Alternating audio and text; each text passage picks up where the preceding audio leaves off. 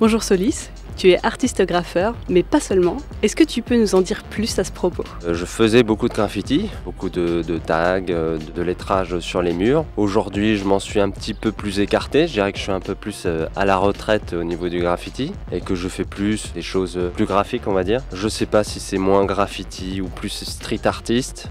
Les grands street artistes d'aujourd'hui sont des anciens graffeurs. De métier, je suis aussi graphiste. Tout cela se mélange et à la fin, ça fait un peu Solis, quoi. Ça me paraît aujourd'hui indispensable d'être autant sur les réseaux sociaux, d'autant utiliser les outils d'aujourd'hui pour être un bon artiste, on va dire. Que peux-tu nous dire à propos de ce lieu? On est sur une place emblématique à Hermanville-sur-Mer. Tous les ans, pour le 6 juin, on commémore tout ce qui a pu se passer en 1944. Et ici, comme de par hasard, j'ai réalisé une fresque pour Hermanville-sur-Mer sur le thème de la paix. C'est chargé de beaucoup de symboles. Plusieurs personnes m'ont aidé à la réaliser. Elle s'est étalée sur plusieurs jours, plusieurs journées. D'abord le tracé. C'est un bâtiment qui est assez difficile à peindre. C'est pas un mur. Il y a beaucoup de recoins, etc. Donc c'est plus compliqué que d'habitude. Quelle est l'œuvre la plus complexe que tu aies eu à réaliser? Ici, c'est quand même assez complexe par rapport à l'architecture du bâtiment, qui est quand même un peu tarabiscotée. C'est-à-dire que quand moi j'ai réalisé la maquette et que je l'ai présentée aux élus, je l'ai réalisé tout en long, à plat. Et en réalité, pour la retranscrire en fait après sur les murs et sur les angles, je me suis servi d'un rétroprojecteur en fait. Sauf que même avec le rétroprojecteur, ça se passe pas exactement comme tu l'imagines. Donc finalement, tu mélanges un peu les deux techniques. Il y a une partie en rétroprojecteur et une partie en improvisation. Ça reste quand même une des plus difficiles. C'est certainement dans le top 3, quoi. Depuis combien de temps pratiques-tu cet art? J'ai toujours dessiné beaucoup plus que travaillé, on va dire. J'ai fait des études d'art plastique. 1997, c'est au moment où j'ai commencé vraiment à utiliser la bombe. J'ai beaucoup tagué. Et puis je m'en suis un petit peu écarté. Ma femme m'a offert un chevalet, m'a dit non, c'est pas possible que tu puisses arrêter le dessin ou le graphe. Il faut absolument que tu repeignes, quoi. Et voilà, je m'y suis remis beaucoup depuis. Et pourquoi le nom Solis? C'est parce que avant je taguais Zerts, Z-E-R-S, mais je taguais beaucoup. Vraiment le tag à l'état pur était mon seul hobby, on va dire, autour du graffiti. Je n'étais connu que par ce pseudonyme, donc ça devenait un petit peu gênant.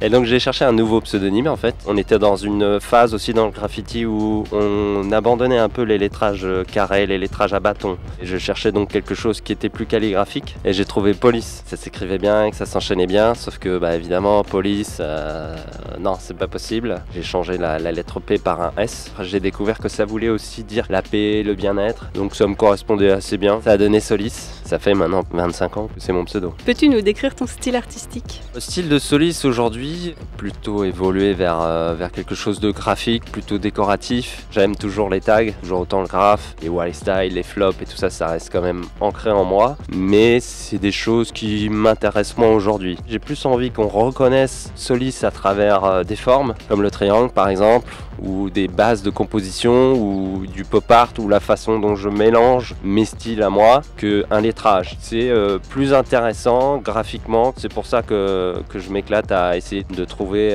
mon univers.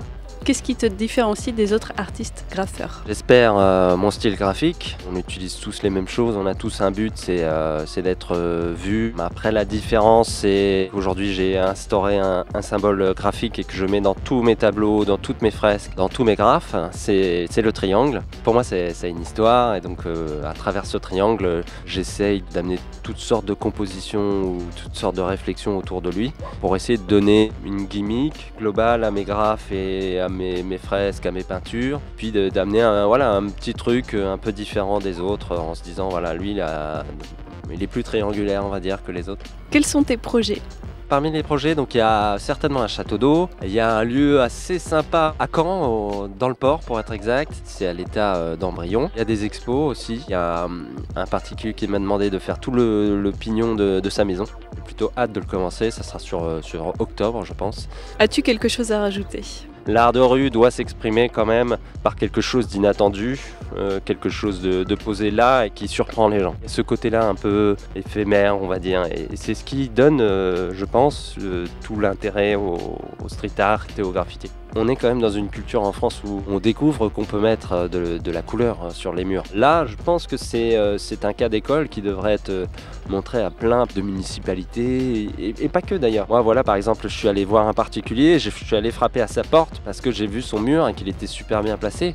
Et je lui ai demandé, est-ce que je peux graffer sur ton mur? Et il m'a dit oui, tu sais, ça doit être beaucoup plus mis en avant. D'abord parce qu'il y a des gens talentueux, il y a plein de trucs qui sont super sympas à voir. Ça devrait s'ouvrir beaucoup plus que ça. As-tu une anecdote liée à ta passion?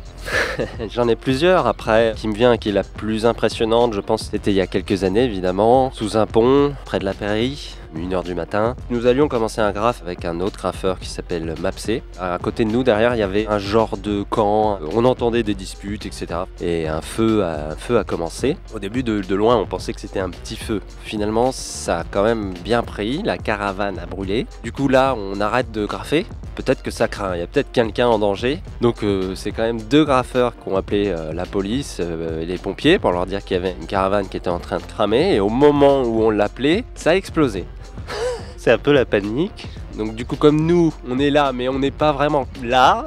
Du coup, on a été obligé de longer la voie ferrée pour remonter dans la gare de Caen. Et finalement, ça s'est fini à 3h du matin à graffer sur un train. Voilà, c'était un peu inattendu, c'était un peu chaud quand même. Merci à toi, Solis, d'avoir répondu à mes questions et à très bientôt. Merci beaucoup.